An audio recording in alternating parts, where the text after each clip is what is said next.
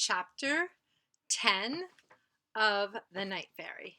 Okay, so she's met the bat, and the bat isn't going to eat her and didn't mean to eat her in the first place. So we learned a lot. Florrie learned a lot about life and about whether or not bats want to eat her. And the raccoon was chased away. The bird is now on the on the ground, I think. So that's a question that we have to find out about, because remember that the raccoon got her out of the web. So we're on chapter 10, Homecoming. So we're going to find out who's coming home. Okay, so his name, we're going to find out the bat's name. His name was Peregrine, which means traveler. I'm always reminded that every time I read this book. I was like, oh, I didn't know that. Okay. Florrie told him her name meant flower. And all at once, they were friends. I wonder if, like, when you first meet somebody, what's the step that you need to take to forge a friendship? And it could be as easy as exchanging your names, but also mean that you have to say, my name is, and this is what I like to play. These are the books I like to read. This is how I like to draw. And you find things that'll bring you together. In this case, it was started just with a name. And you have to say that it probably included that one of them wasn't going to get eaten by the other one. Okay. They passed the rest of the night together, guarding the hummingbird. That's probably how they actually became friends. Together they freed the bird from the spider's silk. Florrie used the flat edge of her dagger to drag the cords off the feathers, and Peregrine used the thumbnails on the edges of his wings. And when the threads clung together, Peregrine bit through them with his sharp teeth. After we finished taking off the web, I could take you for a ride, Peregrine hinted, but Florrie refused. I have to keep watch over the hummingbird, she explained. I promised. She hadn't really promised, but she felt as if she had. Oh, that is so lovely. The thing is that when you decide to do something good, it doesn't have to be because you made a promise to someone. It could be because you decided that you would do something for someone else. So that may be what's happening here. So, I promised. She hadn't really promised, but she felt as if she had. Peregrine looked so crestfallen that she added quickly, "Oh, but I'd like to go tomorrow night." "I could take you back home," Peregrine said. "We could go north where the woods are and find other night fairies." Florrie's eyes lit up. She had almost forgotten what it was like to live among other fairies. Then she thought of her little cedar house and the hummingbird's eggs hatching and Scuggle. Somewhere in her heart, she does love Scuggle. "I'd like to go back sometime," she said. I'd like to go back sometime, she told Peregrine, "but I don't think that's my home anymore. I think my home is here."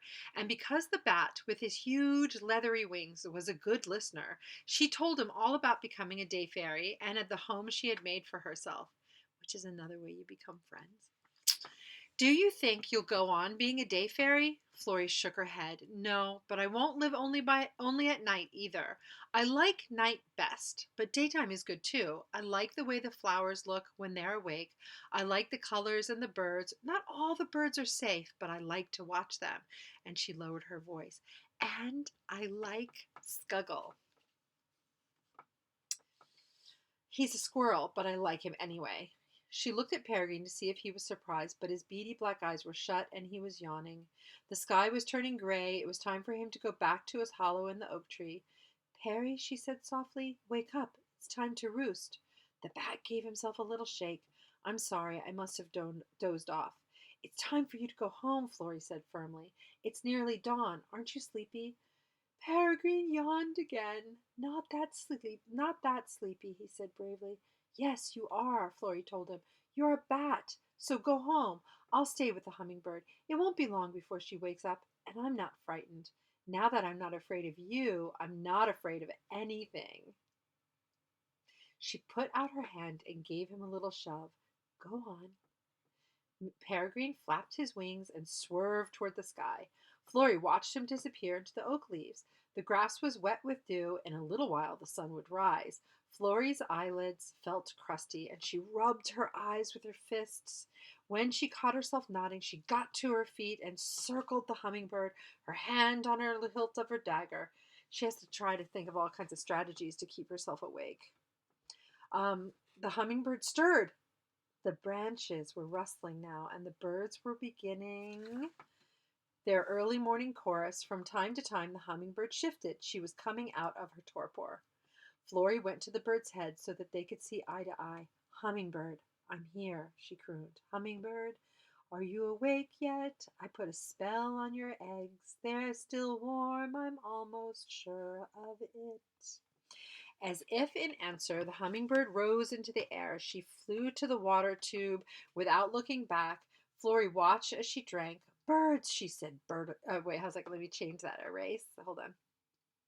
Birds, she said bitterly. She thought of all she had done for the hummingbird's sake, and she wanted to shout over the unfairness of it all. She just couldn't believe that the hummingbird, whoop, flew right off. But she was too weary to shout, and she had a long walk ahead of her. She trudged back toward the cherry tree, head drooping. Then she heard the whir of wings. The hummingbird perched on a clover stalk in front of her. Come, said the bird. Come where? Asked Florrie. To the nest, answered the hummingbird, as if Florrie had asked a stupid question. In this case, when they use the word stupid, they're saying that Florrie didn't think about the question she was asking. But you know what? You really do need to ask questions, so you can't stop yourself because of what somebody else thinks about whether or not they're stupid. She flicked her wings impatiently. Hurry up and climb on my back. I want to see my little ones. But you said, I said I wouldn't be your slave and carry you wherever you wanted. You know, Florrie should have never even expected that. Okay. I said I wouldn't be your slave and carry you wherever you wanted, the hummingbird answered sharply. This is different. Come along. You've earned it. Climb on my back. Florrie didn't need to be asked again. She shoved her dagger in her sash and scrambled up the shining feathers. The hummingbird was surprisingly slippery. Florrie folded her legs tightly around the bird's neck. She wished there was something to hold on to. Now, I just have to pause because you realize that this author has imagined what it would be like to ride on the back of a squirrel, how to ride on the back of a hummingbird, and in a little bit is going to imagine how it would be to ride on the back of a bat and how each one of those things would be different from the next. And so when she imagined it, she thought, oh, those shining feathers must be slippery. Oh, there's nothing to hold on to. Just think, there's so much there. The green grass fell away. At close range, the whir of the wings was like the racket of a waterfall. I could imagine that because if you ever hear a hummingbird go past your ear, that's what it sounds like. It sounds like, and I can imagine if you were right on top of it, it would sound like a waterfall. The flight was glorious, but nerve-wracking. The bird dodged and veered. There's a double illustration. It's the only one in the whole book, and it's devoted to this. So here, get ready. Can you see that they're flying high over? Wait, let me just try to straighten that out. Can you see? Florrie's, she's brave. I mean, she's flying hands-free. And then she's flying over peonies. And hey, you know what? I don't know when peonies bloom in this world, but they're blooming at the same time as daylilies, so I have a little bit of a question. Okay, that's okay. You want the flowers to be beautiful. If you were going to do the illustration, you would make the flowers beautiful. Hold on a second. Let me go back to the page where it says, and veered so sharply that Florrie shrieked, but Florrie liked it. She had no doubt about that. All too soon, they reached the nest. What's this? Asked the hummingbird. Her beak bobbed down and pinched Florrie's quilt. It's mine, Florrie began. I thought it would keep... Oh! Under the quilt were two tiny birds. They had shiny black skin and no feathers. They were wrinkled and skinny, and their tiny beaks were like needles. They were very ugly, and Florrie loved them at first sight. Isn't that a beautiful set of sentences? Because you know what? When you see something that you care deeply about, you love them hesitantly at first sight. And little birds are kind of like, they don't look like grown birds. They're kind of wrinkly and skinny, just like she says, tiny beaks like needles. They were very ugly. Florrie loved them at first sight. The hummingbird plunged her beak into one open mouth. Her stomach jerked in and jerked out as she forced the sugar water she had drunk into the baby bird. Then she turned to the second nestling and fed him. Florrie sat on the edge of the nest and watched. She felt a little shy. There. She stopped. No one could call the baby hummingbirds beautiful. I like them, she said. Of course you like them, the hummingbird said smugly. They're the most beautiful children you ever saw. Florrie put her hand to her mouth to hide a smile. She was just in time to cover a yawn. I suppose you're sleepy, the hummingbird said. You're a night fairy, after all. I'm going out for more sugar. Do you want another ride? Yes, Florrie said happily. She thought about her little house and the heavenly softness of her hammock. Please take me home. Her home was tidy and peaceful. Florrie crawled through the door hole and stumbled over to the hammock. It had been a long day and a long night. She was covered with scratches. Her poppy red dress was shredded so that she would never be able to mend it. All the same, she was very happy. She felt that she had never been so happy in her life. She tore off her dress and climbed into the hammock. Tonight, Peregrine would come and carry her away. She wondered what his flight would be like. She looked forward to finding out.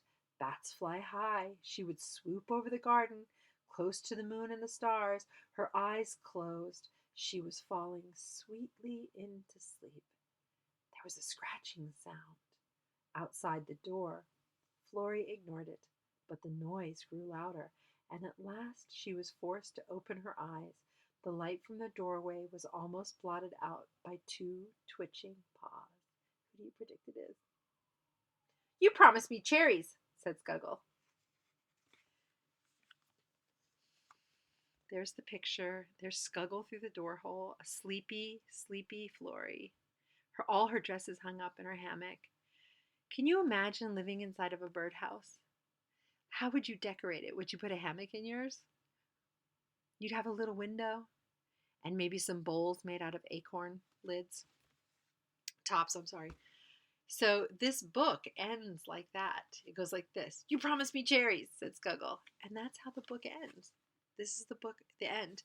After this, there's 2 pages. They look like this. And one will give you a long story about Lori Amy Schlitz. And the other one will talk about Angela Barrett, who illustrated the book. So you have the person who wrote the book and the person who illustrated the book. And you know that when I read this, I did go out right away and get the other books that she wrote. And the one that I have at school is called The Bear Skinner, which she retells, and it's illustrated by a different person. And then I also bought Splendor and Gloom, I think it's called. Anyway, the other books are good. They're very I want to use the word atmospheric, but I keep using that word today. I like them. I think they're good. But you know how this fairy has a lot to her? She's not fluffy and light, and she's got a lot of depth, it's called. So she's got a lot of different personality. She's got a lot of personality. She learns things. She can get spiky sometimes. She gets frustrated, but she can also be very kind and loving. She loves those little baby birds. And I don't know like how I would go with this story next. It's all like I want to imagine what it's like. I want to imagine what it's like to ride on the back of a bat, to go to being a night fairy, to where that really gets described. I would want to know more about her house. I would want to know more about the fairies that she meets. Like, does she instantly make friends with them, or is she always going to be better friends with Scuggle and Peregrine and possibly the hummingbird? Like, does the hummingbird relationship grow? Does she become like an auntie, like an aunt, or to a fairy godmother to the little hummingbird nestlings? These are all questions that you could try to answer.